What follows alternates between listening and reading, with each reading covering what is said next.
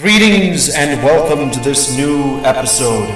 I shall be describing the Wolcadian colony of Frederickland, specifically the Viceroyalty of Frederickland, and how Wolcadia had it as a colony, how it prospered, all that stuff. Now, obviously, remember to take a look at my main channel. And yeah, that's basically it. Just take a look at my main channel and Micah's channel, all that stuff. And remember, please continue the comment section. Please continue making posts in the comment section, because only comments promoting blasphemy against the Lord will be taken down. Now, on with the video! Now, to give context to Wolcadia's colony in Frederickland, the nation itself lies within within what is now known as the Philippines and Taiwan, with Taiwan currently holding an exile government over Frederickland. However, the origins of Frederickland begin much earlier.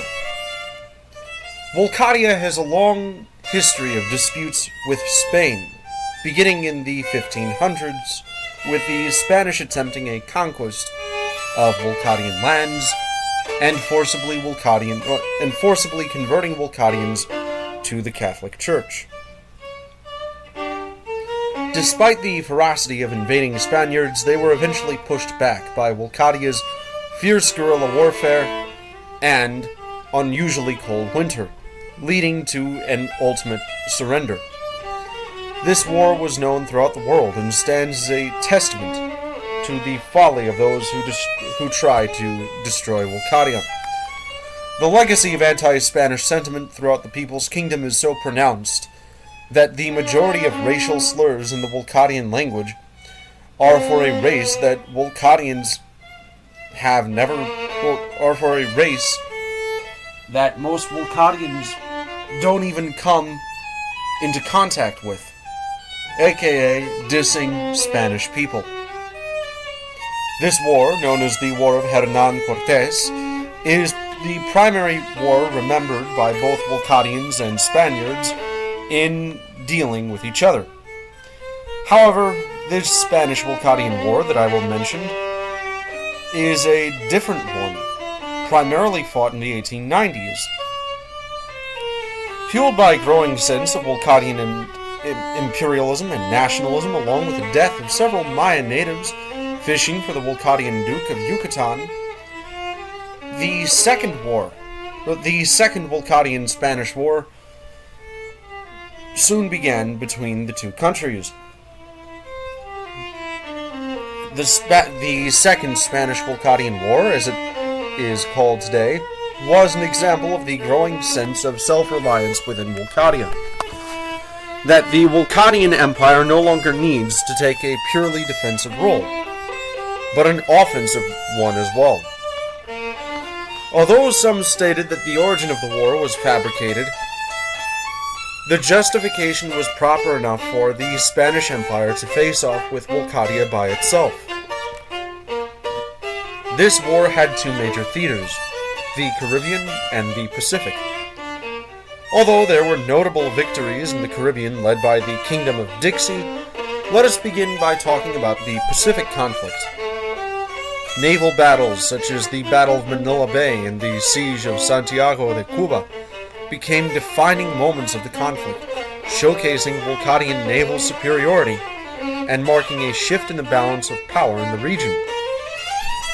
Led by skilled commanders and equipped with modern naval vessels, Wolcadian forces decisively challenged Spanish naval hegemony, effectively isolating Spanish garrisons and disrupting supply lines.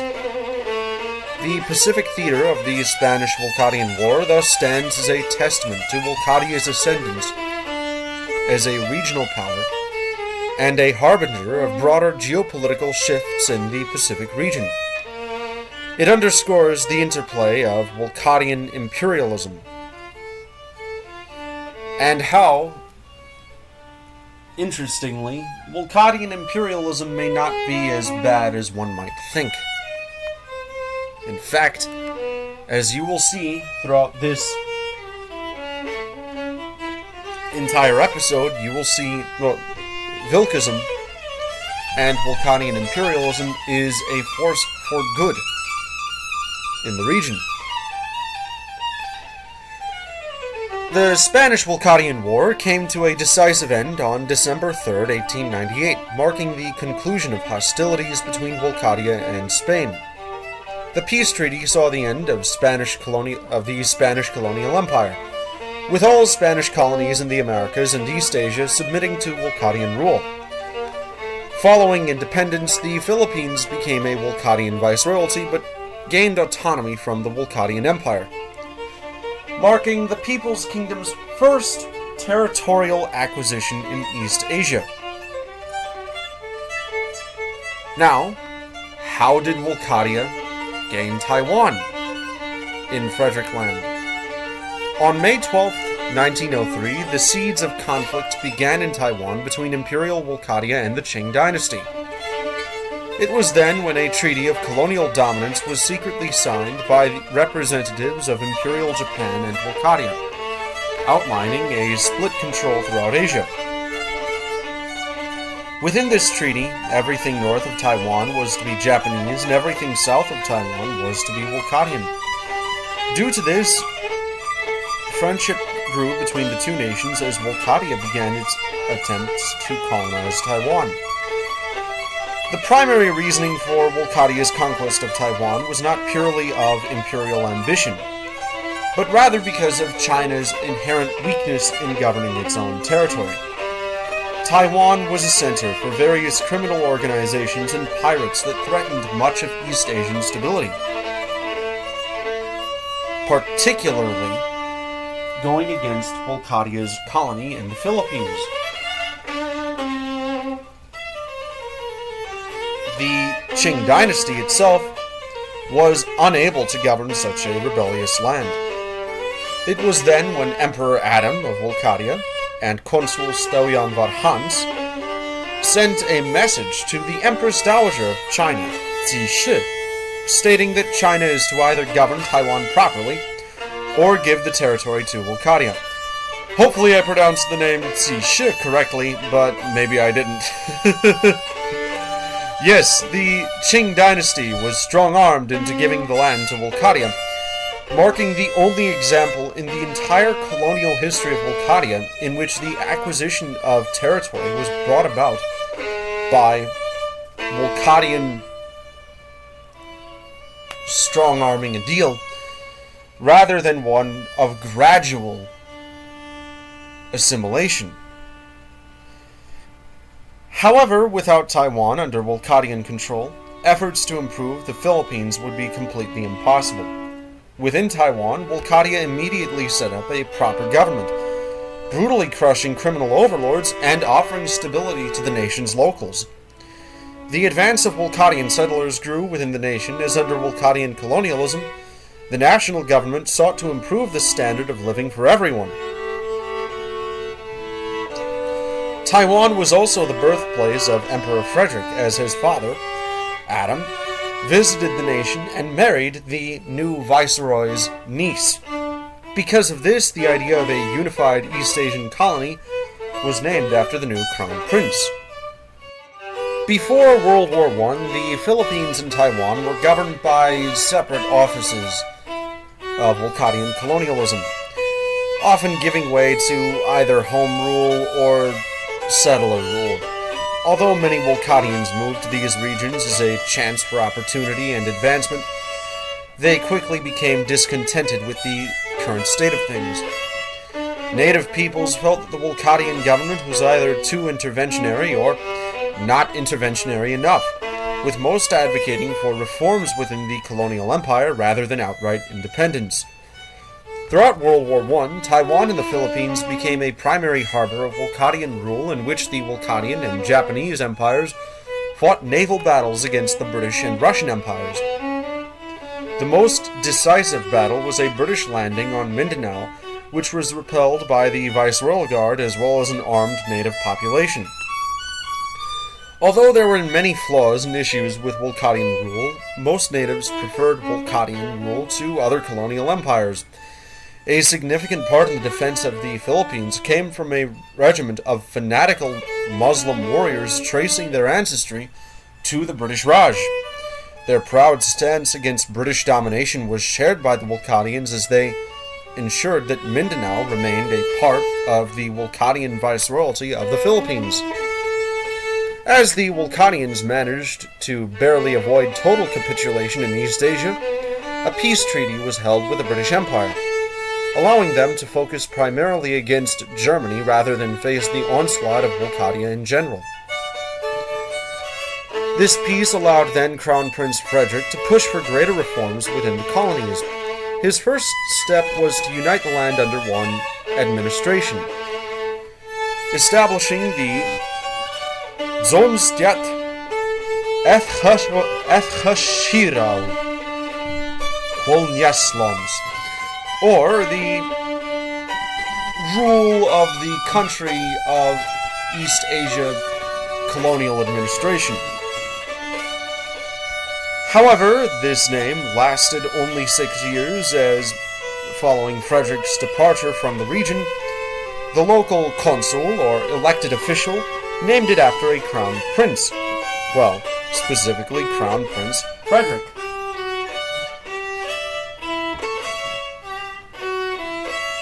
Thus began Frederickland as a Wolcottian colony under a single administration. One of the first links between Fredericklander and Wolcottian identity was during the 1920s, where many Fredericklanders advocated for Vilkism, an ideology that didn't even really take hold in Wolcottia until a little later. Even during the early 1920s, when Vilkism was suppressed due to its radical and anti-democratic nature on the mainland, Vilkist movement spread like wildfire within the Viceroyalty. This eventually led to the Philippines version of Olaf Robertson, Chung Hao. Chung came from a family of Chinese immigrants that assimilated to Spanish and later Wolcottian culture. Whereas many Chinese immigrants converted to Thorax faith for political reasons, seeing it as a means to socialize with friends and look good in public, Chung Hao's conversion was genuine. In 1923, he started the Vilkist Party of Frederick-Lander Sovereignty, 2 years before Vilkism became widespread within Wolcottia. Although he engaged with both far-right and far-left groups and was deemed a radical by many, he forbade talks of outright revolution or independence in every discussion he made. Rather, he pointed towards the lack of effective governance by earlier Spanish leaders and later local officials as a reason why scapegoating Wolcottia for all Frederickland's problems is not the best solution. When Wolcottia adopted Vilkism, Chung Hao was declared the new consul of Frederickland, and he treated his nation well. Much of his effort was in nation-building and creating a united Frederick-Lander identity founded by Wolcottian imperialism. Rather than simply copying Wolcottian practices into Frederickland, he combined Wolcottian monarchism with Chinese republicanism to create a unique sense of Vilkism. For example, his 5 races, 1 Frederickland policy included the representation of the Wolcottians, Filipinos, Chinese, native Taiwanese, and Spaniards as the basis for a Frederick-Lander identity. However, Chung Hao stated in a national address that Frederickland must not only build its own regional identity, but consider itself a part of Wolcottia as a whole. A famous public address contains the quote, "Without the frontier, there is no capital city. Without the capital city, there is no frontier. Mainland Wolcottia is the capital city, and Frederickland is the frontier. How can a frontiersman criticize an urbanite? And how can an urbanite criticize a frontiersman? We are all part of the same Wolcottian tapestry." Now we must talk about the Sino-Wolcadian War. While the late 1920s and early 1930s was a time of prosperity within Frederickland, the late 1930s was a different story. Wolcadia's alliance with Japan allowed the two nations to establish a united front against Chinese aggression. With the establishment of an independent Manchuria under Japanese sovereignty in 1931 and a later border incident in 1934 involving the brutal murder of several Wolcadian fishermen due to constant Chinese antagonism, led to an attempt of diplomatic discussion between Chinese, Japanese, and Wolcadian representatives. However, China's demands were way too fierce. They wanted Wolcadia to end its colonization of Frederickland and Japan to retreat its control to the main island. Neither of those countries could accept it. Thus was the beginning of a brutal war that led to millions dying without good reason. Initially, Wolcadia achieved great success in its battles, leading joint naval invasions against the enemy coastline and bringing victory against all of China. The ultimate goal of Emperor Frederick was to establish a new republic in China, one committed to the Chinese people while evangelizing them to become a moral and religious people. The years 1935, 1936, and 1937 were faced with a brutal status quo in China as the Republic of China refused to surrender or even accept the most reasonable of outcomes. This was due to an increasingly powerful guerrilla fighter, Li Wei.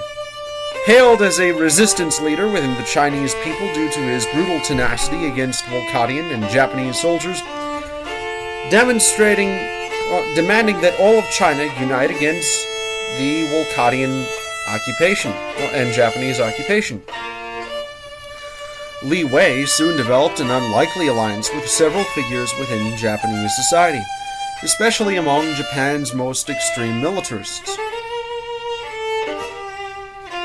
The leader of these militarists was Hideki Tojo, and despite his loyalty to Japan, he had a resentment towards Wolcadia for its power within Asia.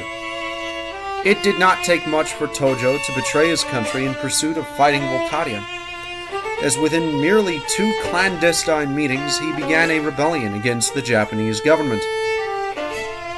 On February 2nd, 1936, Tojo stormed Japan and declared a coup d'etat. Despite the emperor's disapproval, Tojo continued to fight in his rebellion, soon leading to the idea of a restored shogunate with the emperor focusing on spiritual matters. Wolcadia was soon forced to pull troops out of China entirely to re-establish order within Japan and protect the Japanese people from this undue rebellion. Rebel atrocities included the destruction in villages and the slaughter of foreigners, reminiscent of the Heavenly Kingdom's rebellion in China. The worst of these rebel atrocities was held in the seizure of Tokyo, in which several prominent Orthodox churches were destroyed by Japanese nationalist rebels that had Chinese backing. The rebellion leaders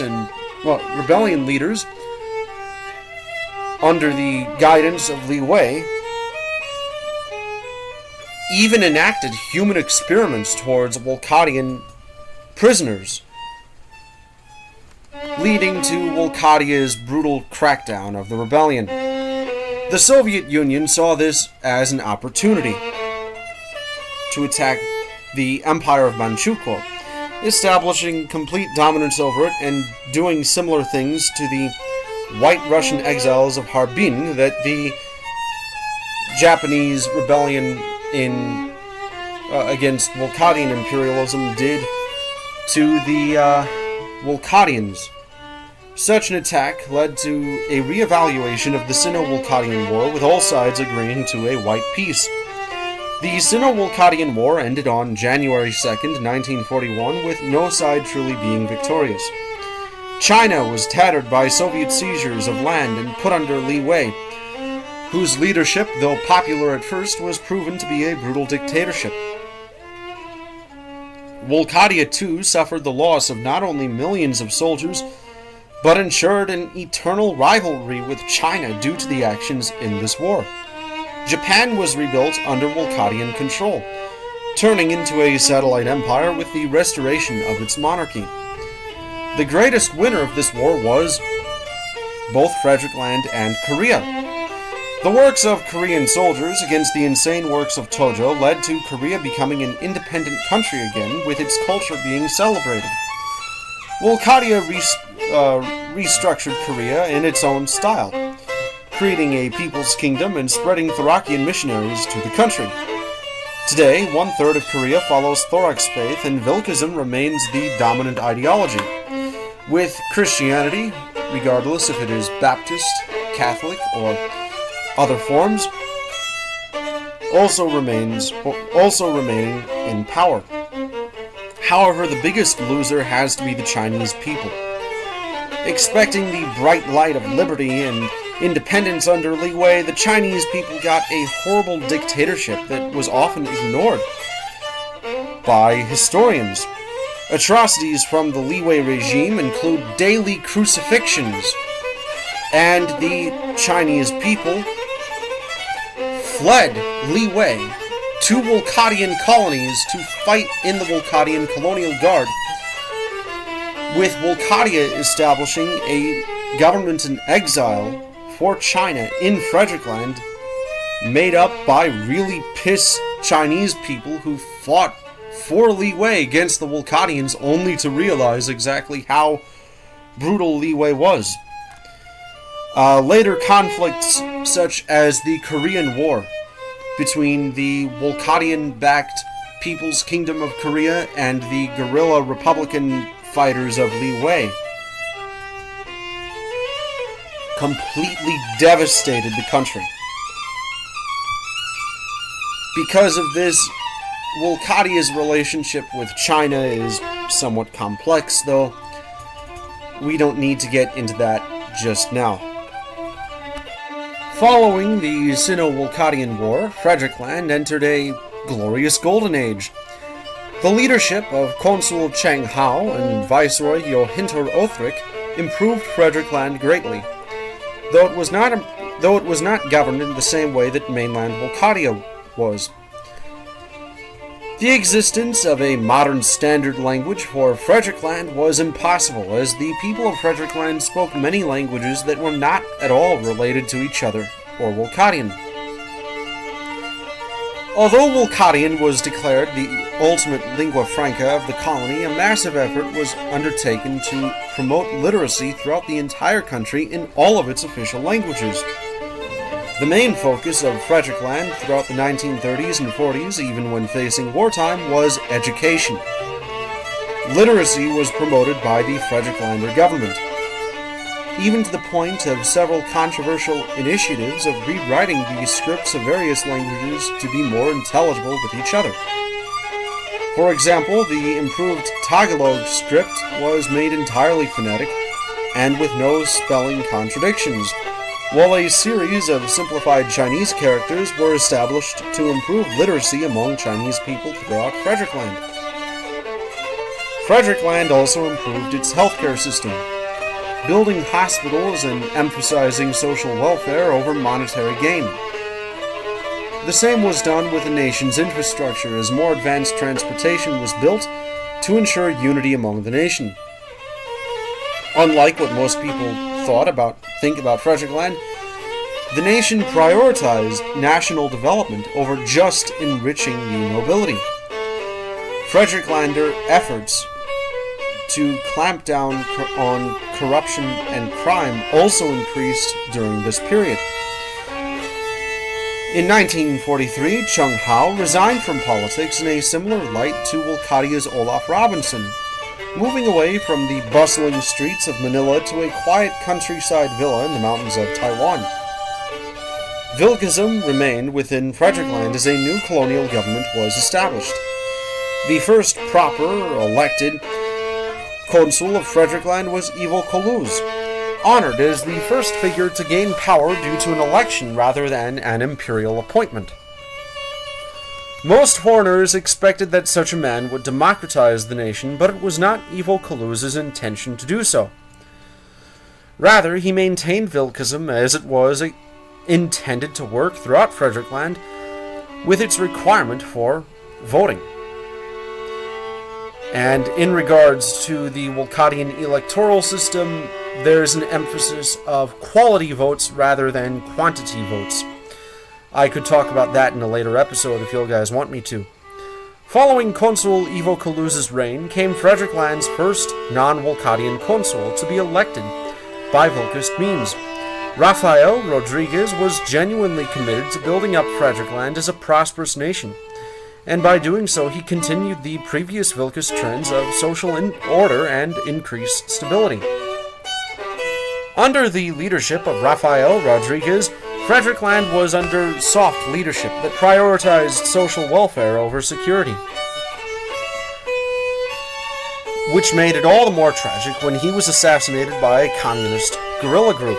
Rodriguez's soft reign was replaced by a much harsher one, based on prioritizing stability and security over the general welfare needs of the Frederiklander people. This was necessary during this time as communist and Islamic extremists grew increasingly dark and oppressive. However, the empire remained strong despite these would-be rebellions, as Santos, the basically dictator at the time, led a brutal crackdown against these false liberators. Following Santos's regime, Frederickland enjoyed the 60s as its last golden age. However, problems within Fredericklander society increased. Rebel groups, criminal organizations, and other malicious influences attempted to gain control over the country. Although the Frederiklander and Wolcottian government could easily destroy them, these rebels received international funding from the Republic of China and Ethiopiana, soon leading to an expansion of the national crisis that would have only affected the nation. Frederickland was soon hit by a collapse. This collapse was accelerated during the War of Survival. While Wolcottia was dealing with external invasion, Frederickland was dealing with internal rebellion. However, this internal rebellion was far different to most anti-colonial rebellions.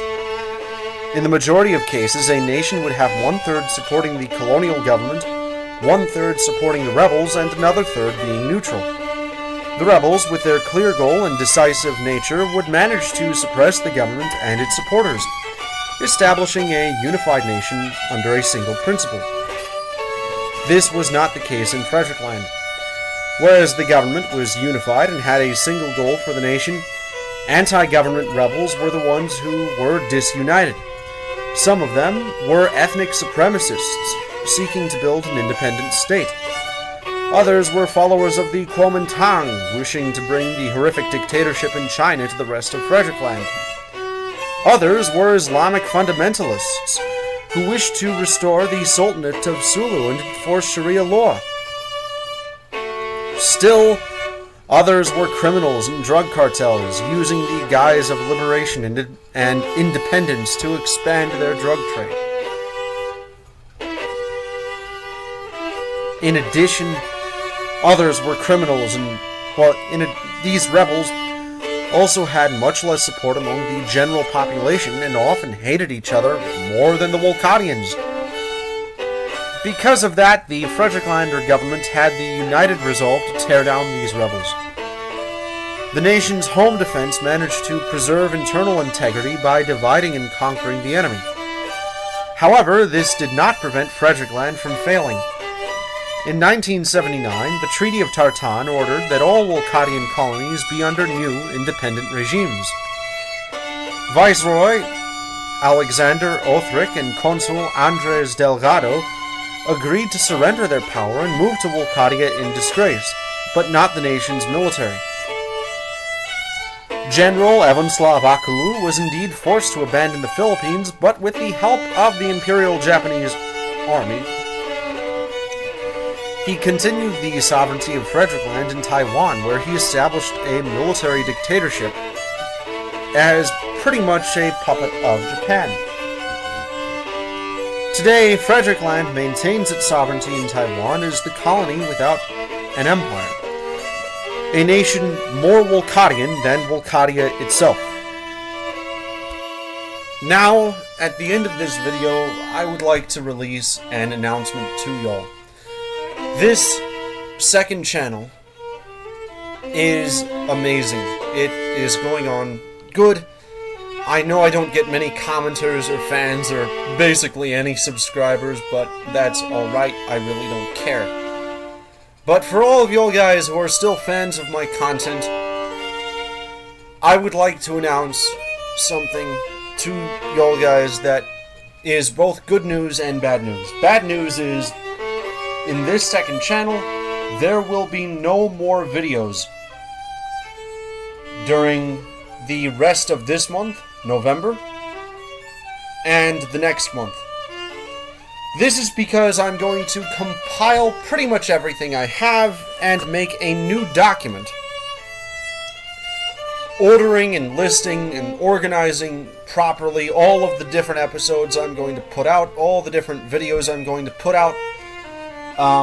Going to keep this channel as a non-episode, going to transition this channel into a non-episodic format, so that way you can watch any video you want. I'm going to really emphasize the different codec, the different roles, so whether codex, narrative, or whatnot, and perspective, whatnot. There will be a video update maybe on January 1st. Yes, January 1st will be the next time I release a video on this channel. So hopefully, y'all guys are looking forward to the new year, to the upcoming Project 2025 that Donald Trump will surely enact. And remember, execute all gay people, all that stuff. Of course, that he is 100% going to do that, and that is totally not an exaggeration of his plan. So yeah, just going to announce that to y'all guys, and I'm going to regroup, make new videos, and make new content, organize everything, because I have plenty of content. I just need to organize it properly and then narrate the videos and record all that stuff. So, yeah, hopefully by next year, this channel will be active once again. And, as a final update, the channel Wolvers Ministries, by next year, will have a new name. But you won't know what that new name is. I'll tell y'all guys, it's not even really that much of a surprise. PKW Ministries, or People's Kingdom of Wolcadia Ministries. So hopefully you enjoy this channel, hopefully you enjoy it all. And remember, be an artist, not a nerd! And the Lord is the divine source of creation. He who is beyond all is beyond all. The honored, blessed, and great. Alright guys, have a wonderful, wonderful, wonderful month, rest of the month of November and beginning of the month of December, as well as a wonderful, wonderful, wonderful new year. Oh, and by the way, videos on my main channel will continue, so don't forget to check out my main channel. That will not stop. It's just this channel will be on hiatus. Okay then, God bless you all, and have a wonderful, wonderful new year. See ya.